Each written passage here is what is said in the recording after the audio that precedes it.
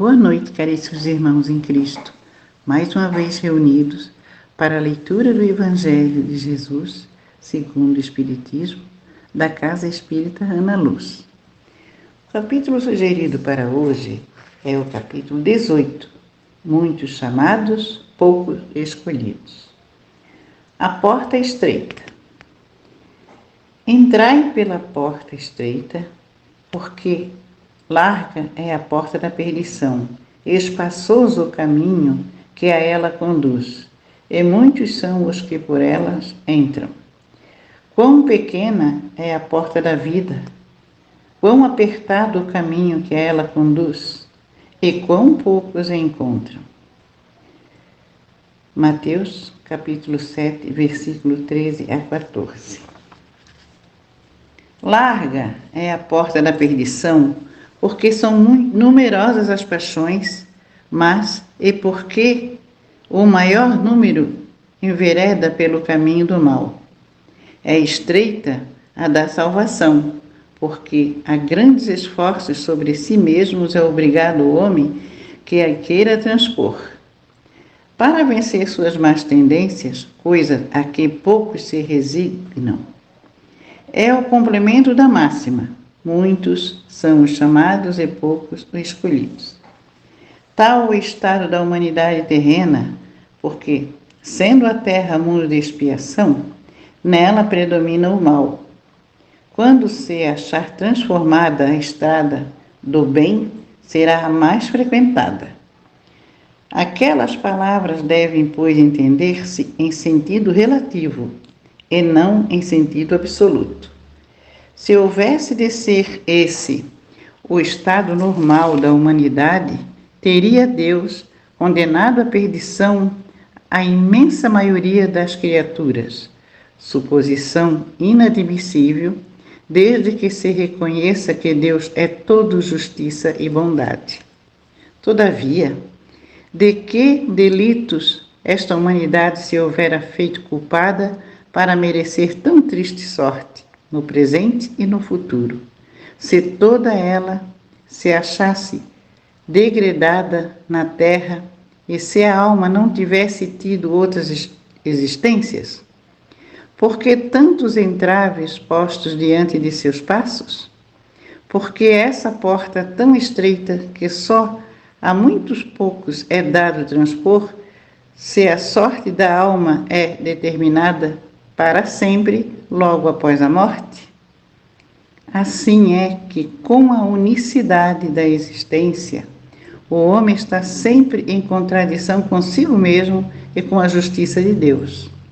Com a anterioridade da alma e a pluralidade dos mundos, o horizonte se alarga, faz-se luz sobre os pontos mais obscuros da fé.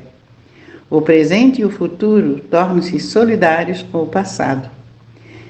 É só então se pode compreender toda a profundeza da verdade, a verdade e toda a sabedoria das máximas do Cristo. Que assim seja. Porta estreita, que larga é da perdição. Jesus ensinou para a gente isso, deixou escrito através de seus apóstolos, e cabe a nós buscar o entendimento para o nosso próprio bem, para a nossa própria evolução. Queridos irmãos, esperando que o Evangelho nos amole, nos ajude a ser melhores, é que, a partir de hoje, devemos pensar com outras ideias, outros pensamentos, sempre no sentido da verdade, da vida que Jesus nos deixou. Fiquem com Deus, com a alegria que vem de Jesus, e até o próximo encontro. Bom dia, boa tarde, boa noite, sejam todos bem-vindos ao canal do YouTube do Ana Luz.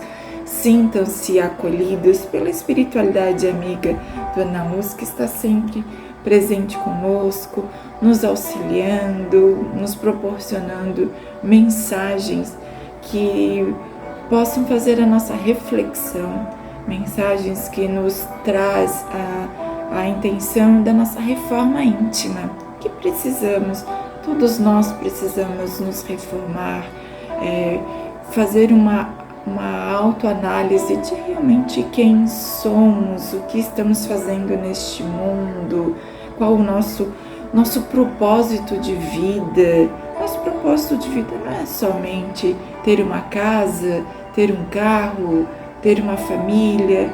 Não, nosso propósito de vida é nos conhecermos, é nos melhorarmos, é muito mais do que só coisas materiais. É o nosso eu interior, é estarmos bem conosco mesmo, é sabermos quem somos, mas na íntegra, aceitar os nossos defeitos, enfatizar as nossas qualidades, enfatizar as nossas virtudes. Então, hoje o nosso tema é realmente sobre isso. Nosso tema é sobre como estamos vendo, como estamos nos vendo e como estamos vendo os nossos irmãos. Então eu vou começar com uma frase que eu li no livro O Morro das Ilusões, escrito pela Zíbia Gasparetto, né, e uma psicografia do Espírito Lúcio. O mentor espiritual do personagem, que se chama Ciro, passou a seguinte mensagem para ele: devemos sempre confiar nas nossas qualidades e virtudes que encontramos nas criaturas e esquecer que os olhos da carne parecem ver. Procura não julgar o semelhante. As aparências são reflexos e criações dos nossos próprios sentimentos. Então, para enfatizar isso ainda mais, eu procurei o conceito de qualidade e virtude, para que a gente fique bem claro. Então, qualidade, modo de ser, está relacionado às percepções de cada indivíduo e diversos fatores como cultura, produto ou serviço. Então ele diz, devemos sempre confiar nas qualidades. Quais são as qualidades das pessoas? Eu peguei alguns exemplos. Flexibilidade, observação, entusiasmo, paciência, sinceridade, organização. Então ele diz, a gente sempre deve confiar, quando a gente olhar para uma pessoa, a gente deve confiar nas qualidades dela e enfatizar isso, ver se a pessoa, ou em nós também, né? Nós somos pessoas flexíveis, nós somos observadores, nós somos entusiastas, temos aquele entusiasmo para fazer as coisas, nós somos pacientes, nós somos sinceros conosco, com o nosso irmão, nós somos organizados, porque às vezes a gente reclama do nosso irmão aquilo que a gente não faz, ou aquilo que a gente gostaria de fazer e não faz, e vê que o outro não está nem aí e aquilo nos incomoda. Então, vamos parar e verificar o que é bom, o que realmente as pessoas ao nosso redor fazem, no que eu sou bom. Se eu sou uma pessoa organizada, então eu vou ajudar a organizar as coisas. Se a pessoa é desorganizada com quem eu estou convivendo ou no meu meio, vou mostrar para ela como se organiza. Às vezes ela não sabe como organizar. É como organizar uma casa. Às vezes a dona de casa acha que consegue organizar da melhor maneira possível. Daí, hoje em dia, com a questão das internets, a facilidade que a gente tem, ela vai lá, clica, né, nos YouTube da vida e tem um modo de como dobrar a roupa de uma forma mais organizada. Meu Deus! E eu achava que eu era organizada. Entende? Como às vezes as coisas mudam, existe uma percepção de vida diferente e a gente tem que aproveitar isso, a gente tem que aproveitar as qualidades, a gente tem que aproveitar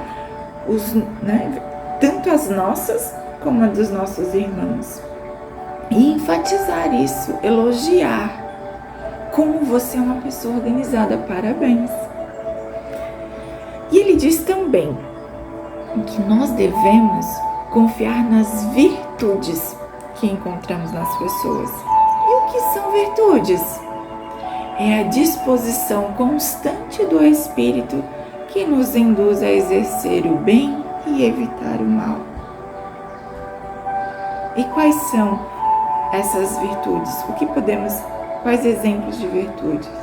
A honestidade, a integridade, a lealdade, a perseverança, o respeito. Honestidade. Vamos pegar este exemplo. Quantas pessoas são honestas? E às vezes a pessoa, por exemplo, deu um troco, você foi num supermercado, num restaurante, e a pessoa lhe deu o troco errado. Se for para menor, você já vai olhar e já vai cobrar. Mas e se ela te deu o troco maior? Vamos supor, ela tinha que te dar R$50 de troco e ela te deu 100. Na hora você não se deu conta, mas você ficou pensando, mas era isso mesmo que ela tinha que me dar de troco? Aí você chegou em casa e você está com esses 50 a mais que não lhe pertenciam. O que você faz? Você fica ou você volta ao local e devolve? Isso é honestidade. É você ir lá e devolver. Por quê? Porque esses R$50 não lhe pertencem. Ah, mas eu não tive culpa. Ela me deu o dinheiro, né? Me deu esse valor e eu não tive culpa. Porém, se você for parar, essa pessoa que trabalha no caixa, ela recebe um fundo de caixa. Só que o fundo de caixa não é suficiente para cobrir esses R$50 que ela te deu. E isso vai ser descontado do salário dela. Porque, inclusive, esse operador de caixa, ele recebe esse fundo de caixa, mas ele considera como sendo um salário para ele, complemento do seu salário. Então, se ele tem que pagar por algo que ele deu um troco errado, nesse caso os R$50, vai fazer falta para ele no final do mês. E você, se tivesse te dado R$50 a menos, você não voltaria lá para cobrar do caixa? Só que qual que é a diferença? É que o caixa não tem como ir até a sua casa e cobrar. Então, esse é um sentido, né, de honestidade e que nos faz pensar. E às vezes a gente olha uma pessoa e vê que ela faz isso e a gente não valoriza. Poxa, essa pessoa, olha só, ela saiu daqui, foi até o mercado, levou os R$50 porque o dinheiro não lhe pertencia. Poxa, ela é uma pessoa honesta. Mas só que ela é desorganizada.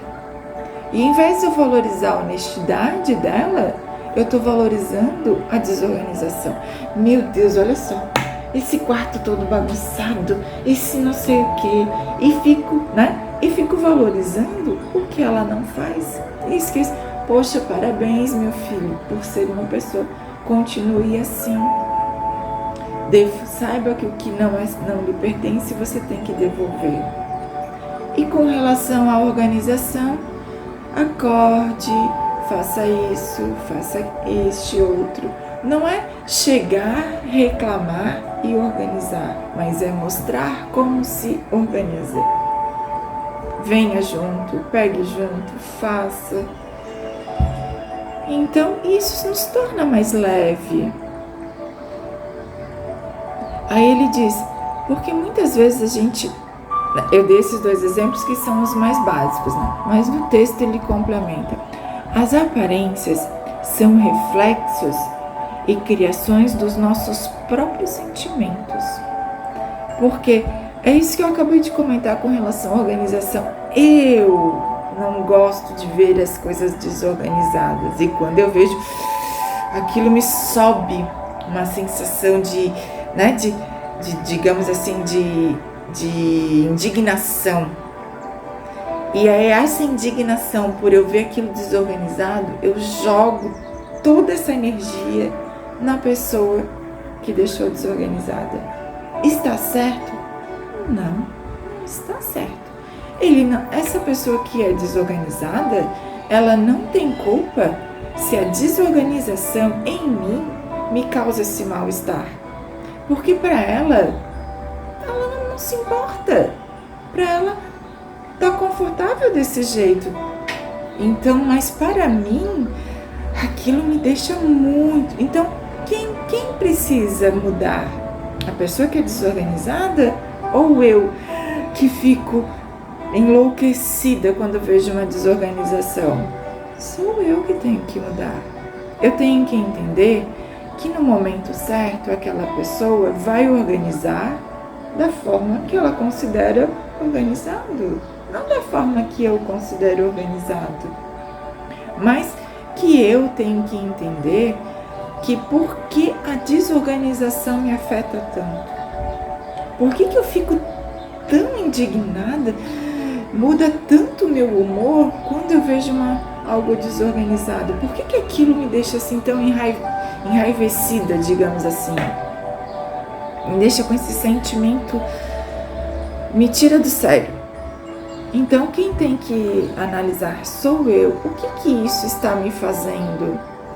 Por que eu ajo dessa maneira? Então, vocês estão percebendo como às vezes a gente joga nos outros os nossos reflexos, a gente coloca sobre os outros aquilo que nós sentimos, e é o que ele diz. Procura não julgar o semelhante. Então, não vamos julgar a desorganização dele, vamos deixar ali. As aparências são reflexos e criações dos nossos próprios sentimentos. Por que eu fico tão enraivecida? Por que eu fico tão em desequilíbrio quando eu vejo uma desorganização?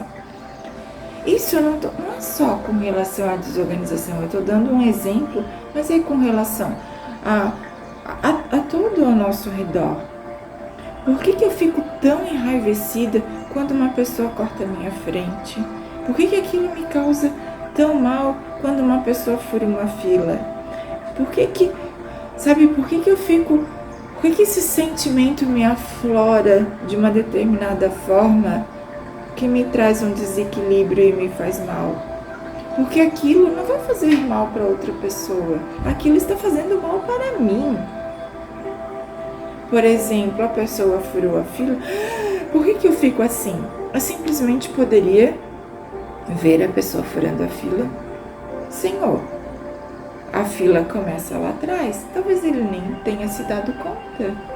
Mas eu já fui enraivecida e agredi a pessoa. Vim com toda aquela energia. Aí a pessoa pode dizer, desculpa, eu nem percebi que a fila... Aí a pessoa vai para o final da fila. Mas eu já estou julgando.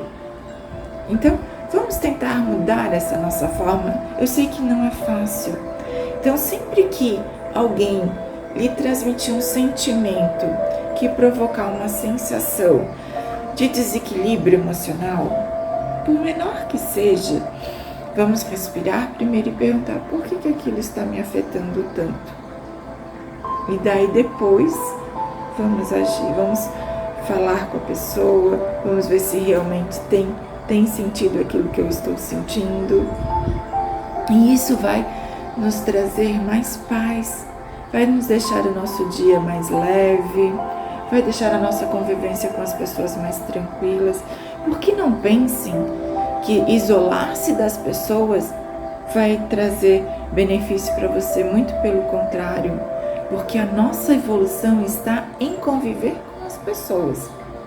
A nossa evolução está em estar junto, em aprender com os outros. Porque o que vemos nos outros são os nossos reflexos. Porque a gente normalmente enfatiza no outro aquilo que não gostamos. E por que não gostamos? Então vamos tentar olhar para nós, vamos tentar não julgar o nosso irmão, vamos tentar priorizar as virtudes, as qualidades. Vamos tentar exemplos de virtudes: compaixão, diligência, generosidade, honestidade, integridade, lealdade, perseverança, respeito. Vamos priorizar as qualidades, a flexibilidade, observar, o entusiasmo, a paciência, a sinceridade, a organização. E vamos não dar valor às outras coisas. E vamos perceber que, como tudo muda, as pessoas se tornam mais leves, mais bonitas, mais alegres. E não, por quê?